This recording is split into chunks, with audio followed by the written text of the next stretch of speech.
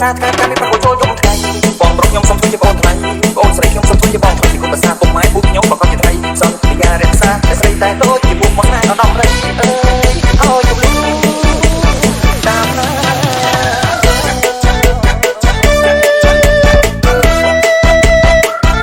ខ្ញុំបាទស្រឡាញ់កូនម៉ែខ្ញុំបាទស្រឡាញ់កូនបាខ្ញុំបាទស្រឡាញ់កូនស្រីសុំស្រឡាញ់គាត់ធ្វើប្រពន្ធប្រទេសតែដូចជាពួកមកណែអដំរៃ